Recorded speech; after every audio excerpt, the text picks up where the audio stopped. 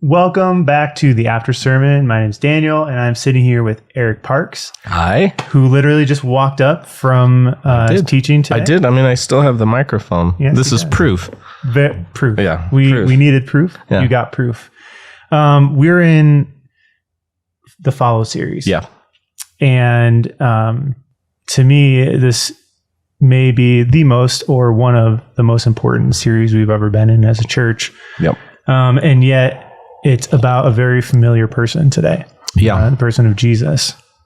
And I think what I'd love to hear from you first is just kind of where did you take us in this sermon? And I've got a couple questions that I want to follow for sure. up with. Yeah, I think it's interesting. I think this is the most important series we've done at a church, and this might be the most important message because at the pivot point of this whole idea of following, it's like, well, who are you following? Yeah.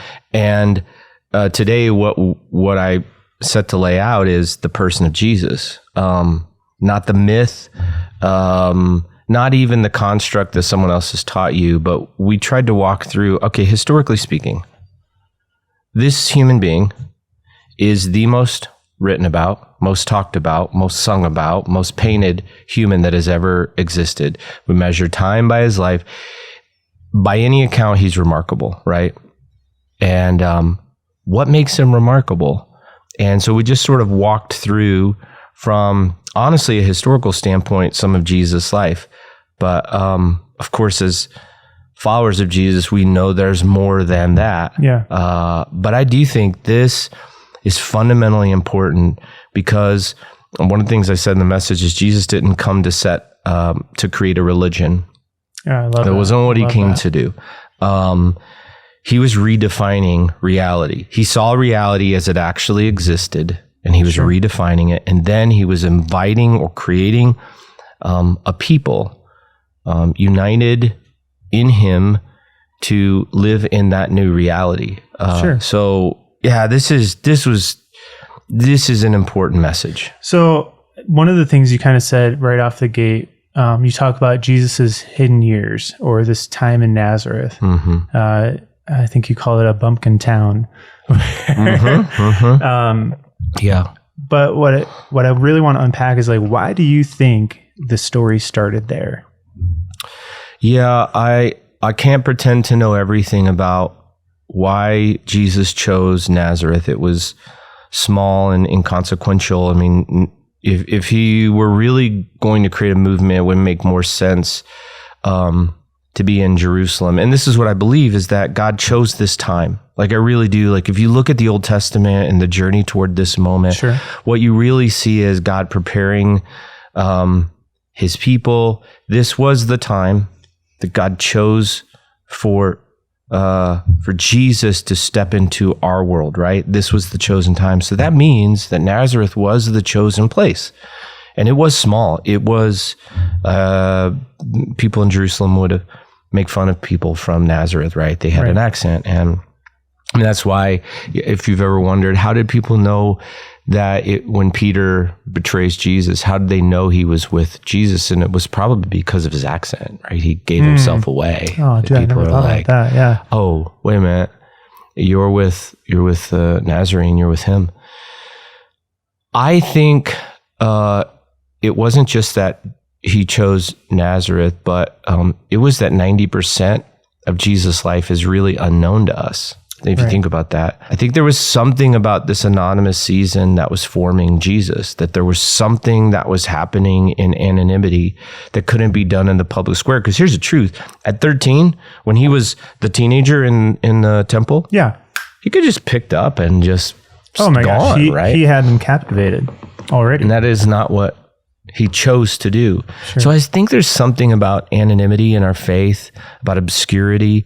We actually did a series, 6 months ago around this concept, anonymous. Hidden Jesus. He had hidden Jesus. That's right. That'd be worth revisiting, because I think this does speak to us in so many ways. But yeah, I just think that this was the plan, that from obscurity would come the most remarkable person that ever lived. In so many ways, it's almost like that can't happen. That doesn't happen. Well, I also think the birth in Bethlehem in a stable, not a palace. Like that whole idea, that whole trajectory of his life starting out that way kind of sets up this kind of radical, upside down way that he looked at reality and then started talking about reality. And so this whole idea of, downward greatness, or like the last shall be first. Well, and that would fit in line with his redefinition of morality. One of the things that we talked about today was, before Jesus, humility was not a virtue. Right. It was a weakness. So tell me more about that. Well, I mean, when you think about our current moral code, Rome did not adhere to the moral code that we now have adopted 2,000 years later. And it is an adoption of Jesus' moral code. It didn't exist. I mean, in Rome, it was about dominion and power. Sure. I mean, we know for a fact that children that were born with disabilities were tossed away. Right. There was very little compassion. Caesar was at the top, slaves were at the bottom. And that's how society worked. It was expected.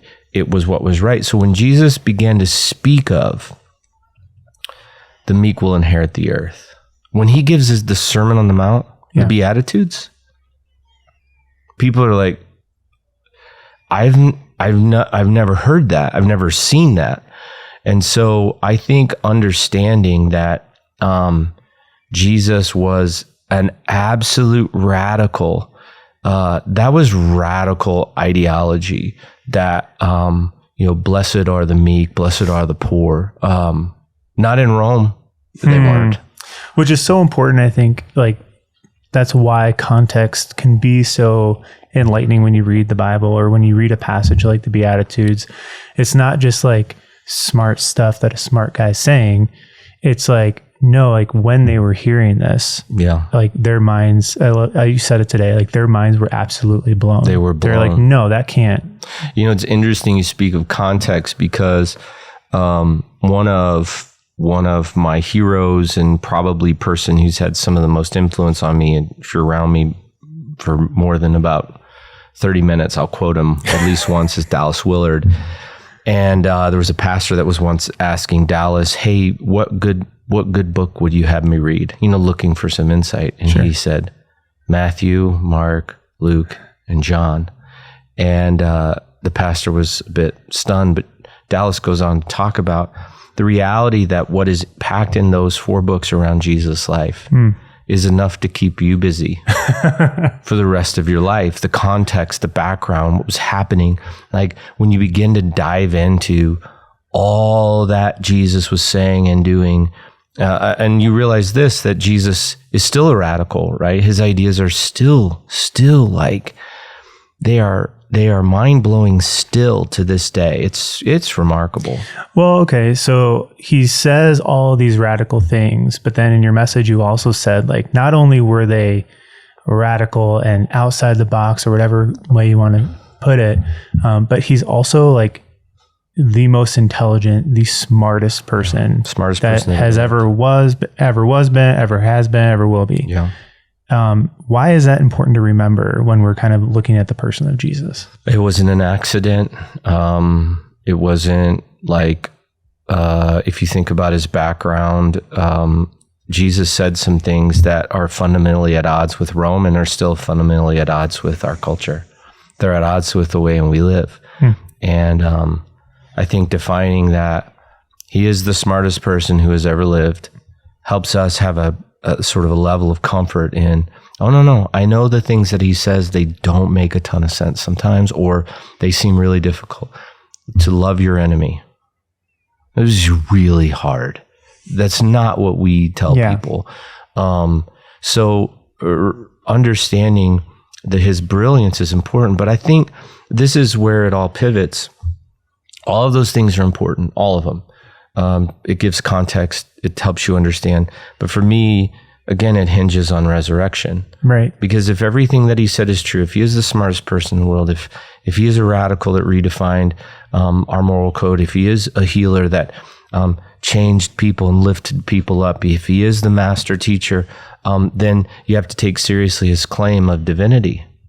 And if he's not divine, then you could sort of question everything else, I suppose, right? Sure. And he hinged it on one moment.